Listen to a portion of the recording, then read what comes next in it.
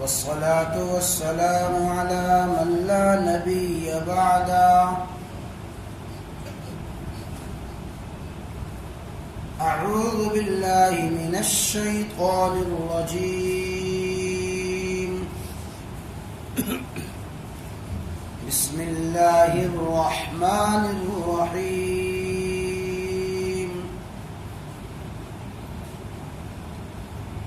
فويل للقاسية قلوبهم من ذكر الله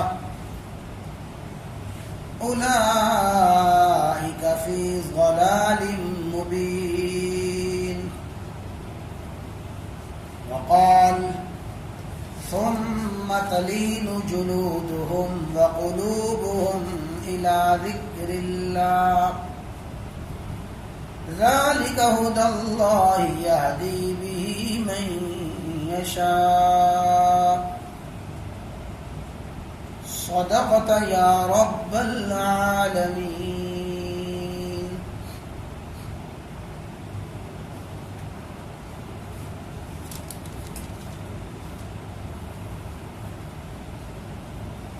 قرآن مجید فرقان حمید کی جو آیات تلاوت کی گئی ہیں، ان آیات میں اللہ رب العزت نے انسانی وجود کے اس عزم کا ذکر فرمایا ہے، انسانی جسم کا وہ حصہ جو تمام وجود میں بہترین بھی ہے اور سارے وجود میں بدترین بھی ہے،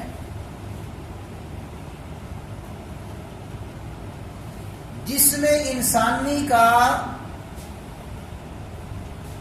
بہترین حصہ، سب سے اچھا حصہ بھی یہی ہے،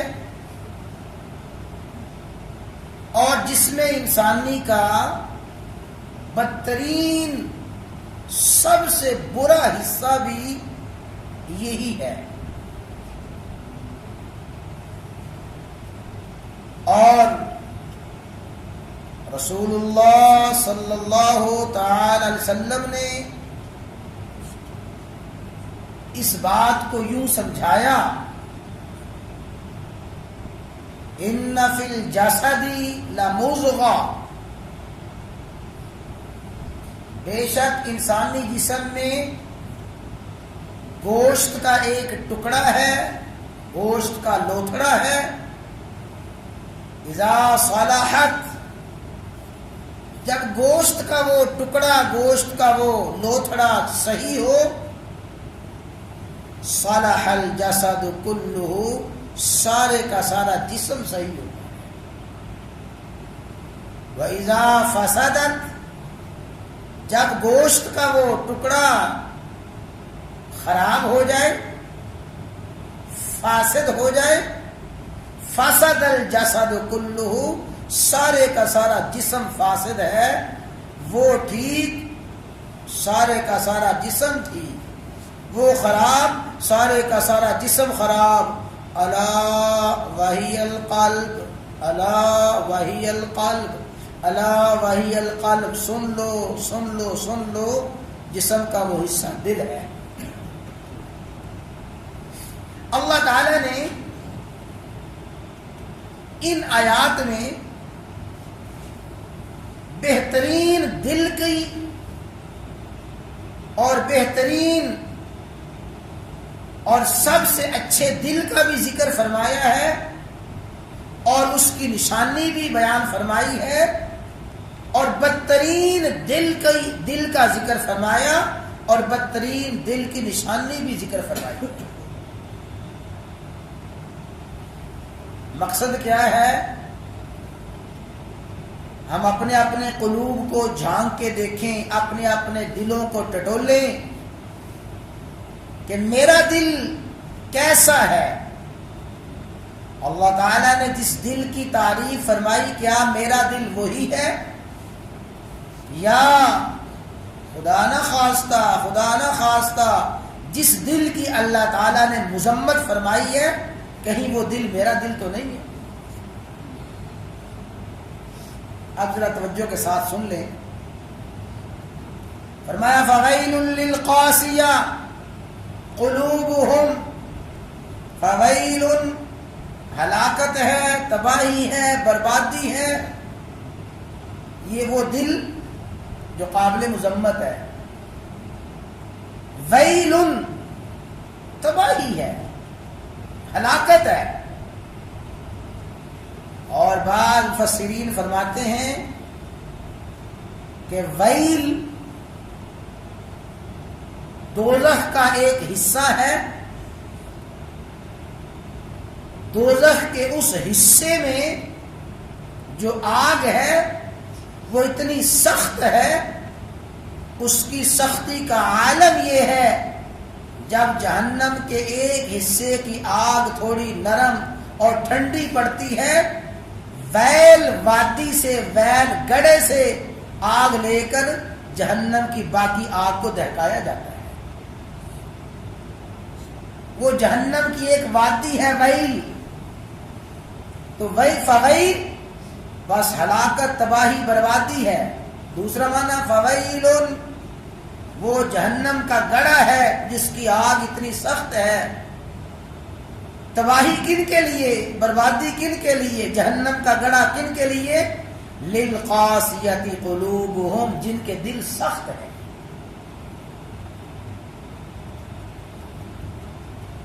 دل سخت ہیں ان کے لیے تباہی بربادی ہے. اور سخت کیسے؟ من ذکر اللہ، اللہ کی یاد کو سن کر بھی ان کے دل سخت رہتے ہیں. ایسے لوگوں کے لیے تباہی اور بربادی ہے. ذکر اللہ، اللہ کے احکامات کو سن کر، اللہ تبارک و تعالی کے نواہی کو سن کر، اللہ تبارک و تعالی کی بیان کردہ نصیحتوں کو سن کر، عبرتوں کو سن کر ان کے دل سخت رہتے ہیں. ایسے دلوں کے لیے تباہی اور بربادی ہے.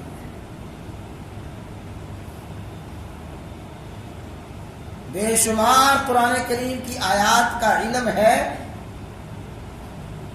آیات الہیہ کو خود بھی جانتے ہیں، آیات ربانی کو سنتے بھی ہیں، ترجمہ مفہوم بھی جانتے ہیں، سنتے ہیں. جاننے کے باوجود، سننے کے باوجود، پڑھنے کے باوجود پھر بھی دل سخت رہتے ہیں، دل پہ کوئی اثر نہیں ہوتا. ایسے دلوں کے لیے تباہی اور بربادی ہے.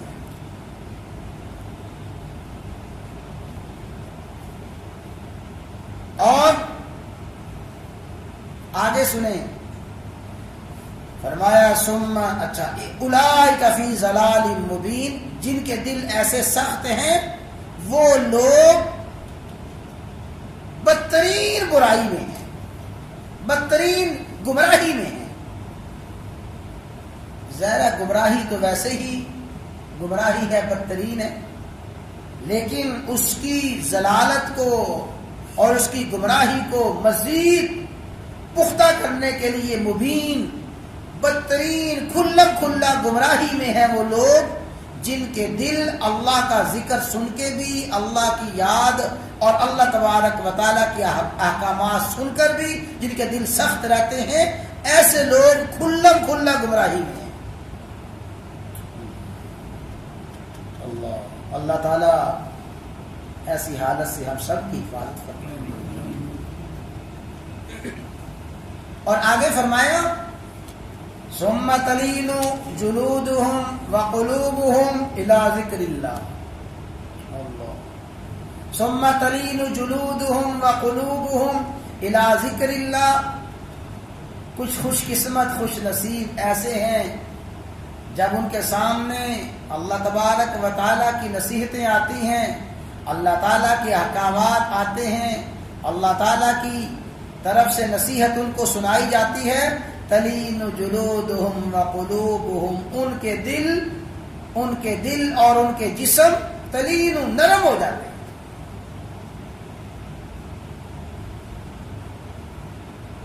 جن کے دل نرم ہوئے وہ دل ہیں بہترین، اور سب کچھ سن کے بھی جن کے دل سخت ہوئے وہ دل ہیں بدترین.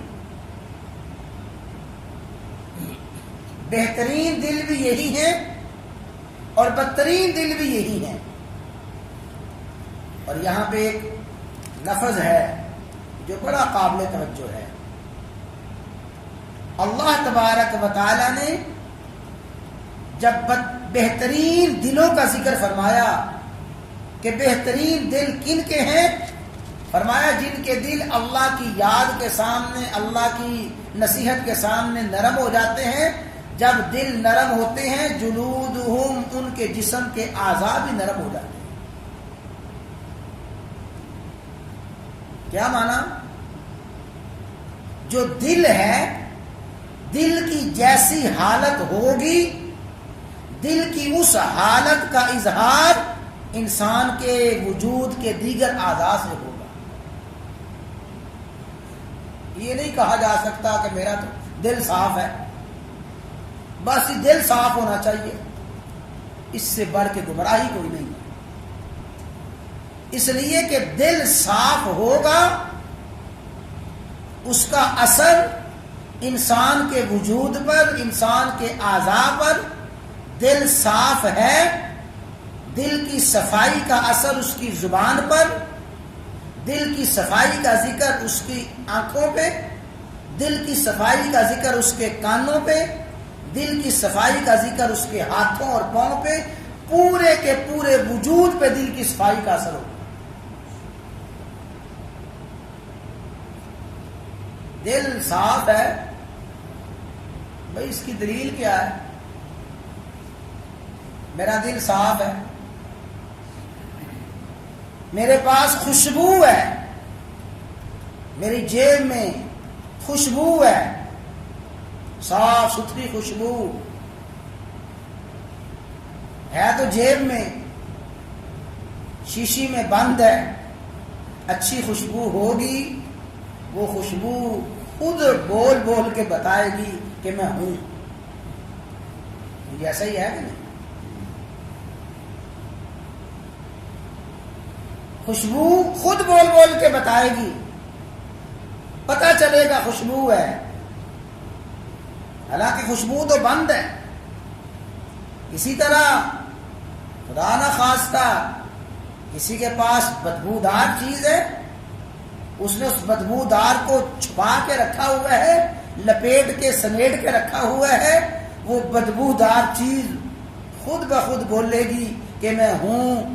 اچھا دل ہوگا، اچھا دل خود بخود گواہی دے گا، اور اچھے دل کی گواہی کا اثر اس کی آنکھوں پہ، اس کی زبان پہ، اس کے کانوں پہ. اور برا دل ہوگا، برے دل کا اثر اس کی زبان پہ، آنکھوں پہ ہوگا. یہ نہیں ہو سکتا کہ میرا دل صاف ہے، زبان جو مرضی بولتی رہے. میرا دل صاف ہے، آنکھیں جو مرضی دیکھتی رہے. میرا دل صاف ہے، باقی اعضاء جو مرضی کرتے رہے. وہ دل صاف ہے ہی نہیں. فرمایا ثم تلین جلودہم، اللہ بلکہ پہلے تو اللہ تعالیٰ نے فرمایا ثم تلین، پھر نرم ہو جاتے ہیں جلودہم، ان کے جسم کے اعضاء.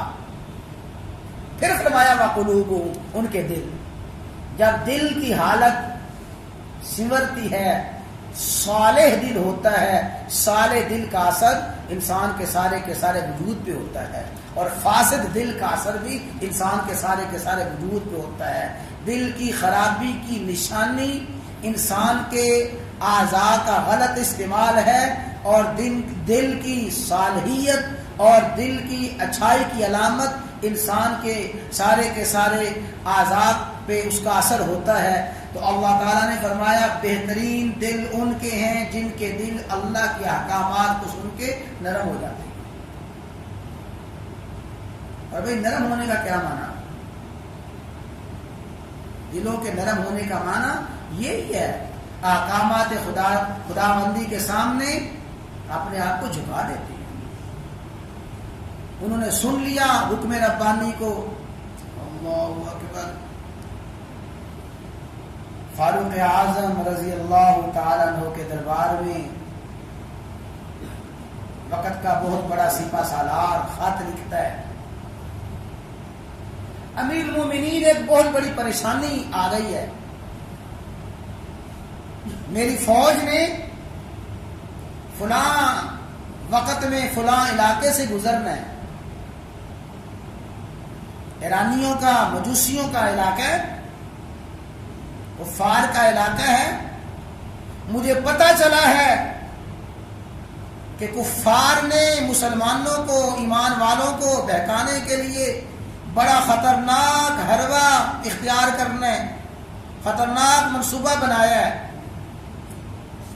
جب مسلمان فوج ہمارے علاقے سے گزرے گی, نوجوان لڑکیوں کو آراستہ پیراستہ کر کے زیب و زینت اور مزین اور حسن و جمال سے بھرپور عورتیں راستے میں کھڑی ہو جائیں گی.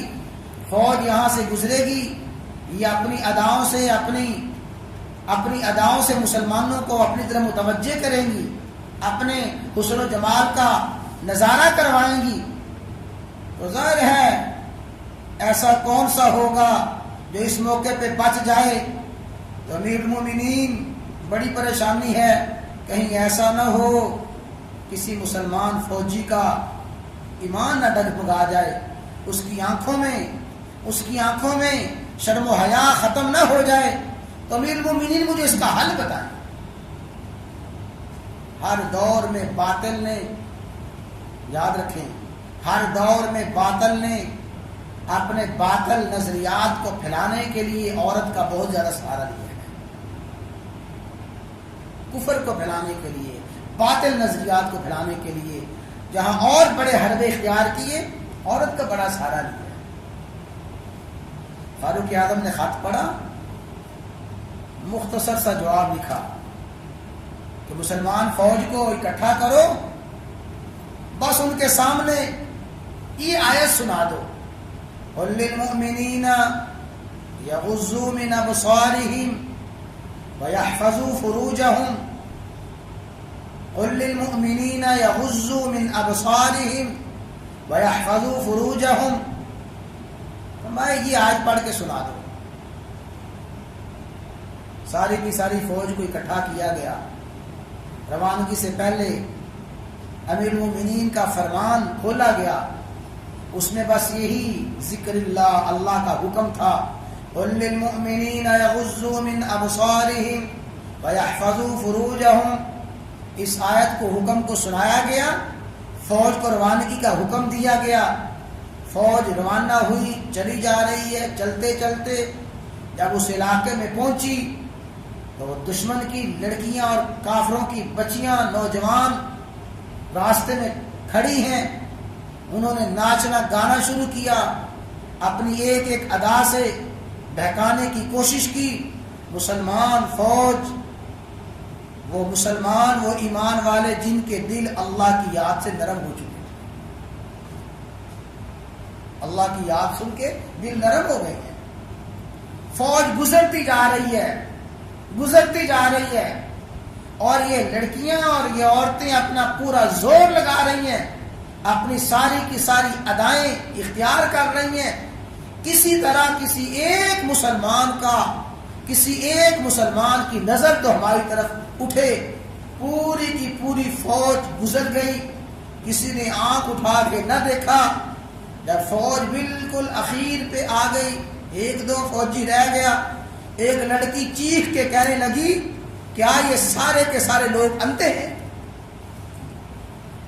یہ ساری کی ساری فوج اندھوں کی فوج ہے؟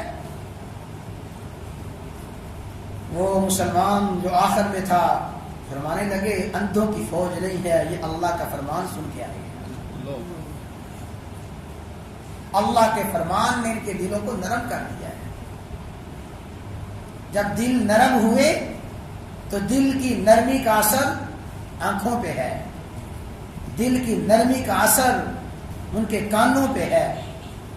تو فرمایا اللہ کی یاد کو، اللہ کے احکامات کو سن کے ان کے دل نرم ہو جاتے ہیں، بس حکم ربانی کے سامنے اپنے دل جھکا دیتے ہیں۔ جب دل جھکاتے ہیں تو دل کے جھکنے کا اثر وجود انسانی اعضاء پہ نظر آتا ہے۔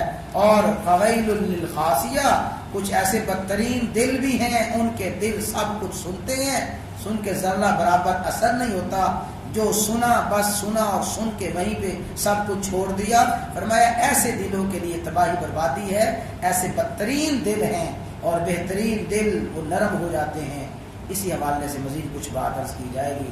اللہ تعالیٰ مجھے آپ کو، ہر انسان کو وہ قلب اور وہ دل عطا فرمائے جو اللہ کی یاد کے سامنے، اللہ کی نصیحتوں کے سامنے، اللہ کے حکم کے سامنے نرم ہو جاتے ہیں، اور اللہ تعالیٰ ایسے سخت دلوں سے ہم سب کی پوری حفاظت فرمائے۔